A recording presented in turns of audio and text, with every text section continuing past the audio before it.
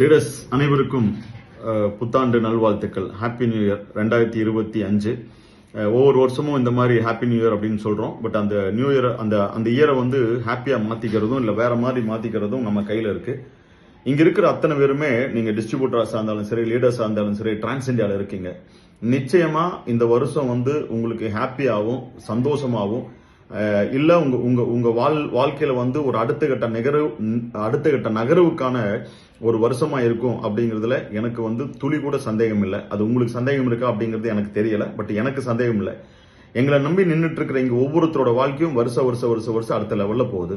இந்த 2025 எப்படி இருக்கணும் உங்களுக்கு அப்படின்னு நான் நினைக்கிறேன். அப்படின்னா இந்த பொருளாதார சுதந்திரம் அப்படிங்கிற ஒரு வார்த்தை இருக்கு இல்லைங்களா? பொருளாதார சுதந்திரம், நம்ம சுதந்திரம் அப்படின்னா எல்லாத்துக்கும் தெரியும். பட் பொருளாதார சுதந்திரம் அப்படின்னு என்னன்னா, உங்களுக்கு வந்து வாரத்துல ஒரு நாள் வந்து வீட்டுல சாப்பிட்றப்ப போர் அடிச்சு சரி நம்ம வந்து ஒரு வெளியே போய் சாப்பிடலாம் அப்படின்னா, ஹோட்டல் பத்தி நான் பேசல, ரெஸ்டாரண்ட்ல போய் ஒரு வாரத்துல ஒரு நாள் சாப்பிடுறீங்க.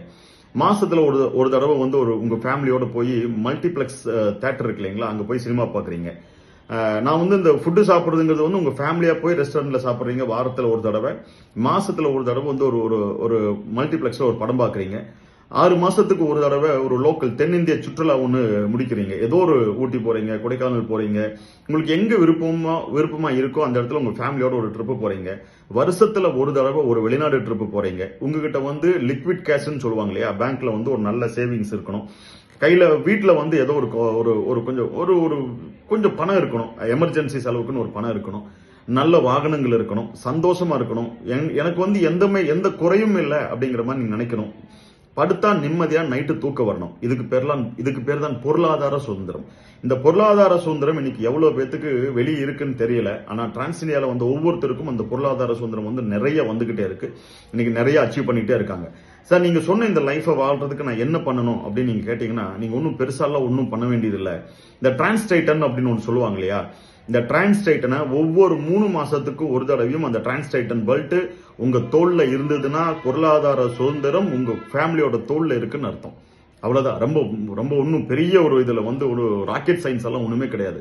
3 மாசத்துக்கு ஒரு தடவை நான் எப்படியாவது வந்து டிரான்ஸ்டைட்டன் ஆயிடுவேன் அப்படிங்கிற அந்த ஒண்ணை மட்டும் நீங்க முன்னெடுத்தீங்கன்னா உங்க ஃபேமிலி பொருளாதார சுதந்திரத்துல அடுத்த கட்ட நகர்வுக்கு நீங்க நகர்த்த முடியும். இந்த வருஷம் வந்து உங்களோட பொருளாதார சுதந்திரத்துக்கு எந்த அளவுக்கு முடியுமோ நம்ம டீம் உங்க கூட நிற்கும். இந்த லீடர்ஸ் நாங்க கூட நிக்கிறோம். இந்த வருஷம் மிகப்பெரிய ஒரு மாற்றத்துக்கான ஒரு வருஷமா உங்களுக்கு இருக்கும் அப்படிங்கிறதுல மறுபடியும் நீங்க நம்பணும். நாங்க நம்புறோம், டிரான்ஸ் இந்தியா நம்புது, நீங்க நம்பணும். நம்புங்க, நடக்கும். இந்த வருஷம் அத்தனை பேத்துக்கும் ஒரு நல்ல ஒரு மாற்றம் கிடைக்கும் நம்புறேன். இந்த பொருளாதார சுதந்திரம் அப்படிங்கிறது இன்னொரு வார்த்தை சேர்த்திட்டேன். சஃபிசியன்டான இன்சூரன்ஸ் உங்களுக்கு இருக்கணும்.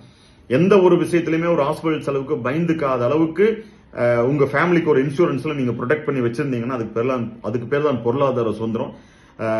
எங்க கூட நிக்கிறீங்க. இப்பதான் நீங்க வந்து நான் அந்த பொருளாதார சுதந்திரத்தை பத்தி பேசும்போது லீடர்ஸ்க்கு இது புரியும். அதை நோக்கி நீங்க நகர்ந்துட்டு இருக்கீங்க. இல்ல இப்பதான் ஜாயின் பண்ணிருக்கீங்க, உங்களுக்கு அது புரியலைன்னா இந்த வருஷம் எங்க கூட நில்லுங்க. அது என்னன்னு உங்களுக்கு புரிய வைக்கிறோம், அதை அனுபவிக்க வைக்கிறோம். நிச்சயமா இந்த வருஷம் ஒரு பெரிய மாற்றத்துக்கான வருஷமா இருக்கணும். All the best. நன்றி. தேங்க்யூ.